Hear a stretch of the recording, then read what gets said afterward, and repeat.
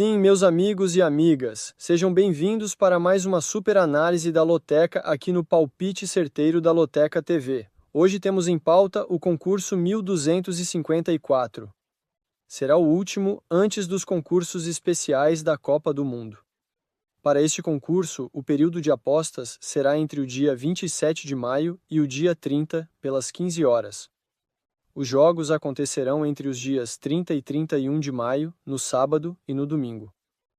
Jogo 1, Flamengo e Coritiba. Eu tinha comentado aqui que o Flamengo sem Arrascaeta perdia muito em criação. Mas mesmo assim, o Flamengo vinha amassando o Palmeiras até a expulsão de Carrascal. A motivação das duas equipes para o jogo era enorme. E deu Palmeiras, que também é um grande time, e aproveitou as circunstâncias. Um 3-0 que deixou o Palmeiras a 7 pontos do Flamengo na tabela, muito embora o Flamengo tenha um jogo a menos, então essa distância pode diminuir para até 4.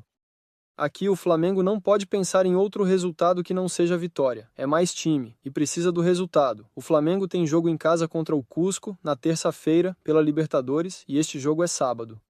Mas este contra o Coritiba é o último antes da parada para a Copa do Mundo. Pessoal, não vejo outro palpite que não coluna 1, Flamengo aqui. Jogo 2, Atlético Paranaense e Mirassol. O Atlético Paranaense está se aproximando da terceira colocação cada vez mais, o Fluminense tem dormido no ponto e o Atlético feito sua parte. O Atlético é o quarto no momento. Já o Mirassol, apesar da boa campanha na Libertadores, está em 18º no Brasileirão. Por ser fora de casa, vejo o Atlético como favorito, mesmo que o Mirassol já tenha mostrado força em alguns jogos. Coluna 1, Atlético Paranaense. Jogo 3, Avaí e Criciúma. Duas equipes das mais fortes de Santa Catarina.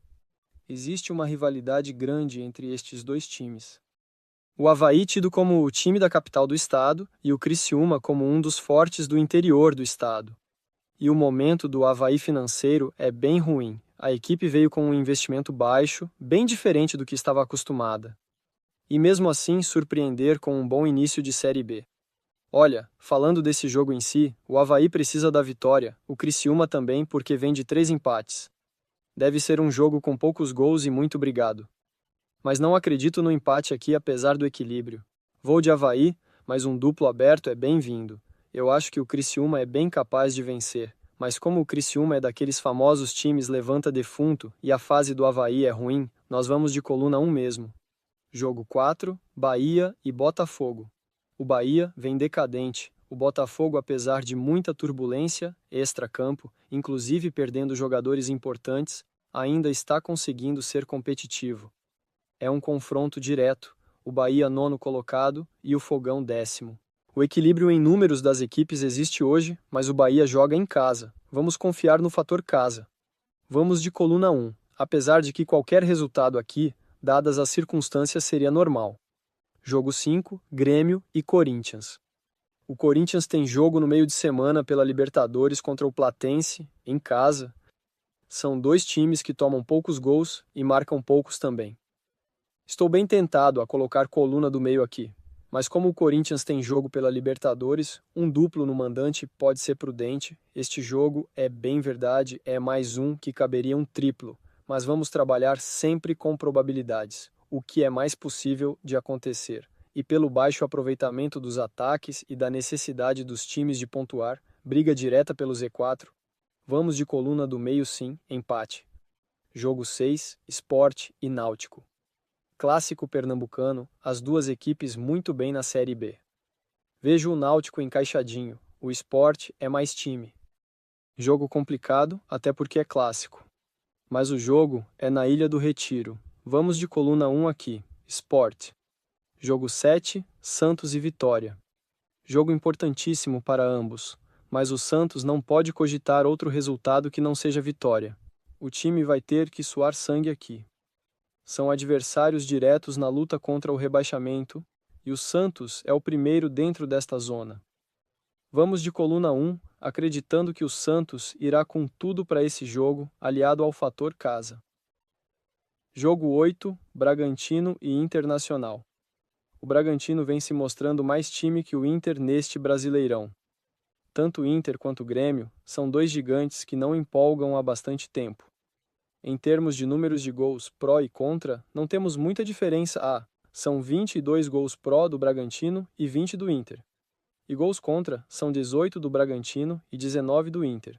Números levemente piores do Inter. Mas na tabela a diferença é grande. O Braga é quinto e o Internacional é o 13º colocado, mas somente 3 pontos à frente do Santos, que é o primeiro da zona da degola. O Bragantino tem o fator casa, então acredito que é levemente favorito. Então vamos de coluna 1. Jogo 9, São Bernardo e Novo Horizontino. Disputa pela Série B. O interior paulista vem emplacando forte candidatos ao acesso todo ano na Série B, o que mostra a grande força do futebol paulista.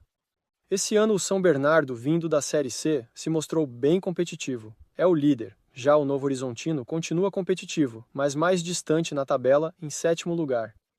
Vem de uma vitória sobre o Ceará em casa por 2-1, uma boa vitória. Já o São Bernardo, uma vitória fora contra o Atlético Goianiense, um ótimo resultado também.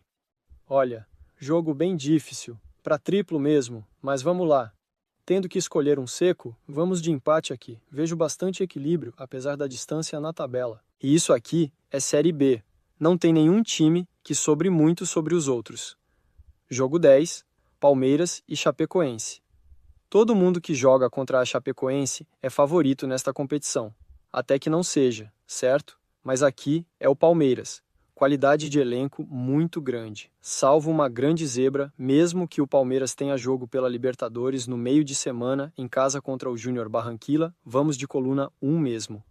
Imagina o Palmeiras vencer o Flamengo fora para na rodada seguinte perder pontos para o Lanterna. O Abel ficaria muito pé da vida.